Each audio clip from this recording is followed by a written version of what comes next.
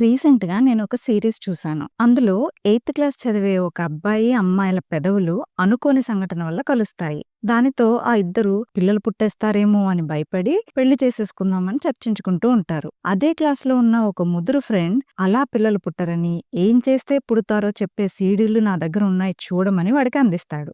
అసలు ఈ రోజుల్లో కూడా అంత అమాయకంగా ఆలోచించే పిల్లలు ఉంటారా అంటే, అమాయకంగా ఉండకూడదని తల్లిదండ్రులేమైనా పిల్లలకి వాటి గురించి అవగాహన కల్పిస్తున్నారా ఏంటి?